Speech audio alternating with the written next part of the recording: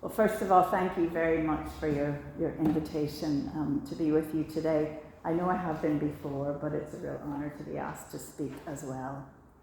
And as you heard, I chose the readings, and the second one is the one that is traditionally, at least in some Christian traditions, read on Epiphany, which is the 6th of January, or on the Sunday closest. In other traditions, or even in the same traditions, it's also often read at Christmas time, and it kind of gets sucked into all of the other Christmas readings and all of the color and celebration. But sometimes if we read it, 12 days later at this time of the year, it's a more reflective reading. And we give maybe the story more space to work within us and open up things in us. And of course, the word epiphany means revelation, so it reveals things to us, as I was just kind of saying, maybe when we give it that space. So my prayer is that we can reflect together and that it will be a revelation also to us today. A few years ago, a small book by a French Catholic writer called Franck Damour was published with the title, "Blessed are the mortal, for they are alive." Open letters, the subtitle, "Open Letters to Larry Page and Sergey Brin." Now, in case it slipped your memory, Larry Page and Sergey Brin are the founders of Google. And they are also, more recently, two of the main ideological proponents of the claim that improved biotechnologies will soon enable human beings to live for 150, maybe even up to 300 years, to become almost immortal, beyond human. Now, these open letters are thoughtful, serious, but also not without humor. And their claim, which they invite all of us to consider, is that perhaps the greatest blessing of being human is precisely that we live all the time, not with immortality, but with the endings of things. Many of those endings, as we know, are sorrowful. They can break the human heart. Some come as a great relief, the lifting of a burden. But in either case, it's those very endings which make room for the other side of the blessing of our mortality. A night sky full of starry new beginnings. So blessed are we, mortal human beings, because we are alive now, bright with both losses and new beginnings. And the second are maybe impossible without the first. Blessed are we who let go, sometimes kicking and screaming and blaming, to what is ending. And then in the emptiness, we catch the glimpse of a star. Still, it's hard work living in the midst of all this blessedness and in the midst of all of the uncertainties of life now.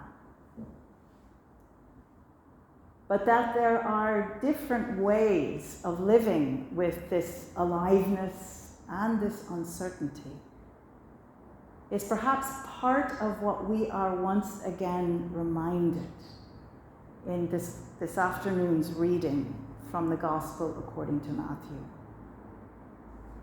So as I said a moment ago, let's take another look. Herod is first up, first named in the story. And one has to say that he starts off rather badly.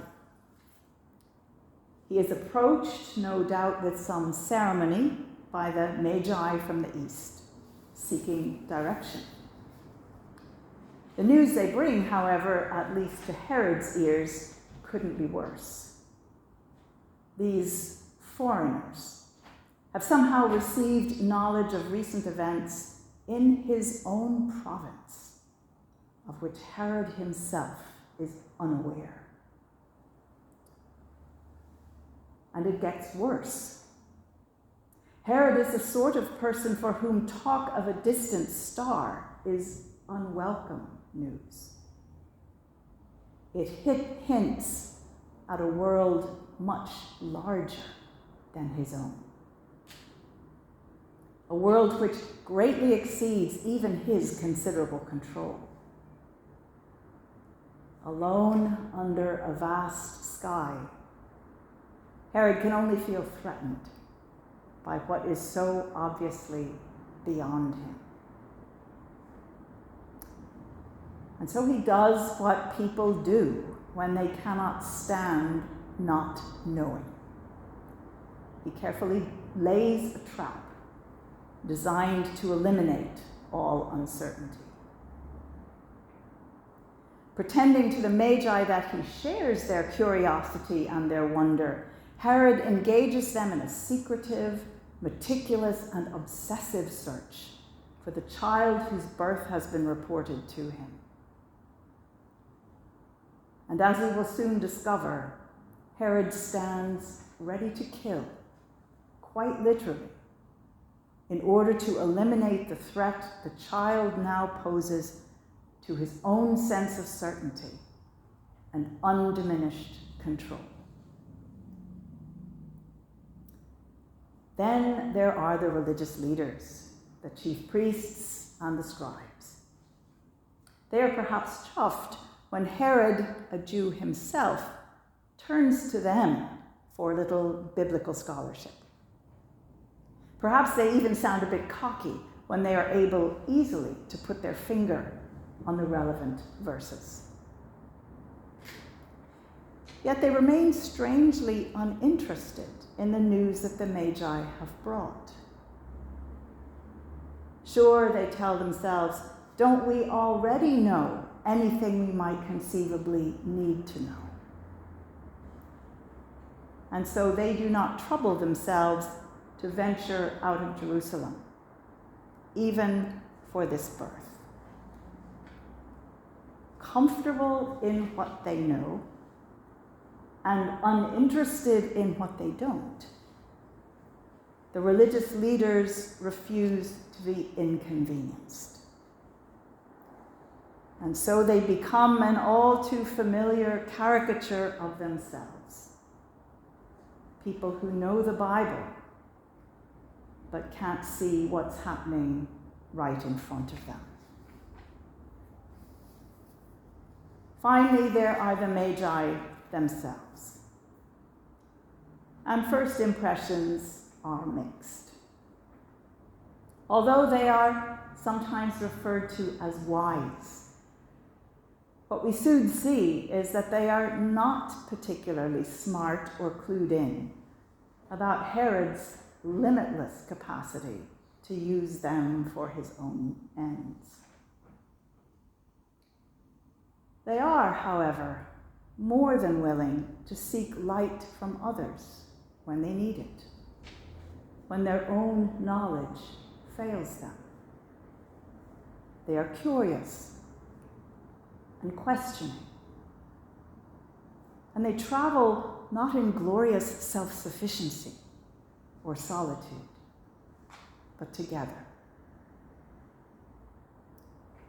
Under a vast sky or a wide desert, or in a bustling foreign city in which they do not know their way, they too surely sometimes feel small. But they are not threatened, only drawn to a sense of human solidarity with others across the vast human different distances that separate us. Knowing that the world is bigger than they are seems only to enhance their sense of wonder.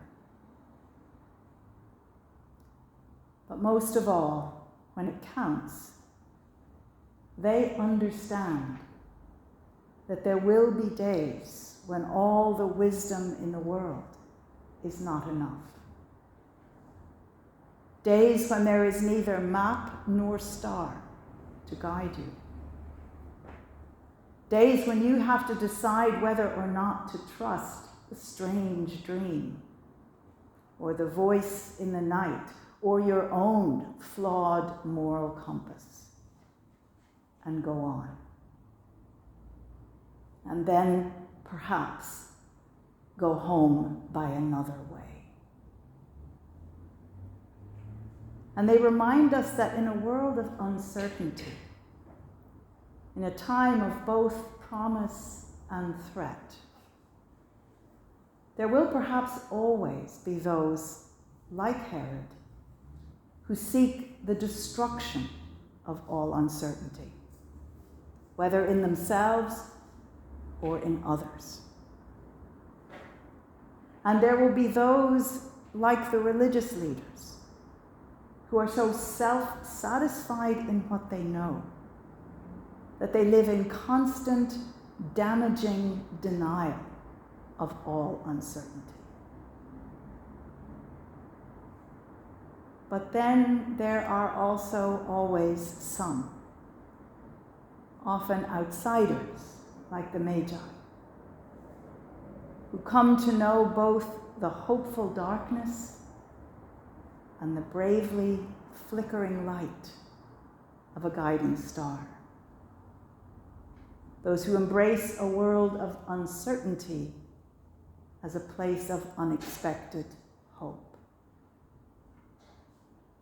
And they are the ones, these exhausted, unsettled outsiders, to whom the guiding light of the Christ child comes. And it changes them, whether that was what they were seeking or not. They become willing for their lives to be redirected in order to take account of what they have learned, what they cannot unlearn. And they do return home, though still troubled, perhaps, by another way. The route must now be different, but then they are different too. And now we who live inside this same uncertain humanity, belonging and not belonging, are invited to become, perhaps, like the Magi. Strangers sometimes even to ourselves, yet curious, outward-looking, and ready to travel together. Often lost, but ready when required to go home by another way. So perhaps in this Epiphany season, this is our prayer, that the memories of this journey will become to us also 1,000 small epiphanies, 1,000 bright glimpses of the light of Christ the outsider for a people far from home, but never not found. For a people blessed by our mortality, because yes, we are alive.